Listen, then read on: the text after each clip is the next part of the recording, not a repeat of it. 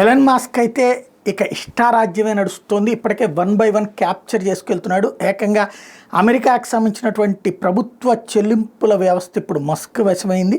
సామాజిక భద్రత మొదలు ఆరోగ్య సంరక్షణ దాకా అమెరికా ప్రభుత్వ ఖజానానికి జరిగే ప్రతి నగదు చెల్లింపు మీద సమీక్ష జరిపే అధికారం ఎలన్ మాస్క్కి ఇచ్చారు. ఈ మేరకు ట్రెజరీ పేమెంట్ సిస్టమ్స్ యాక్సెస్ చేసే సదుపాయం మస్క్ బృందానికి కల్పించారు. దీంతో ఏ మంత్రిత్వ శాఖ సంస్థకి, ప్రభుత్వ కాంట్రాక్టర్, ప్రభుత్వ పథకాల లబ్ధిదారులకి ఎంతెంత మొత్తాలు అమెరికా ప్రభుత్వ ఖజానానికి చెల్లిస్తున్నారో అంత మస్క్ తెలియబోతోంది.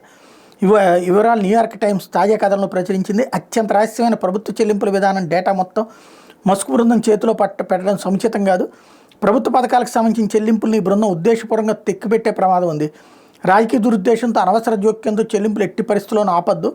ఏదైనా సంస్థ లేదంటే లబ్ధిదారులకు చెల్లింపులు అర్ధాంతరంగా అయిపోతే ఆ ప్రభావం నేరుగా దేశం మీద, ఆర్థిక వ్యవస్థ మీద పడుతుందంటూ అమెరికా ఆర్థిక మంత్రి స్కాట్ బెసెంట్కి రాసిన లేఖలో సెనేటర్ రాన్ వైడెన్ ఆందోళన వ్యక్తం చేశారు. ఆర్థిక శాఖ తాత్కాలిక ఉప మంత్రిగా చేసిన ప్రభుత్వ అధికారి డేవిడ్ లెబ్రిక్ రాజీనామా చేస్తున్న రోజున ఈ లేఖ వెలుగులోకి వచ్చింది. అత్యంత సున్నితమైన డేటాను యాక్సెస్ చేసే అవకాశం కోసం మస్క్ బృందం ఒత్తిడి వల్లే డేవిడ్ రాజీనామా చేసిందంటూ వాషింగ్టన్ పోస్ట్ ప్రొజెక్ట్ చేసింది.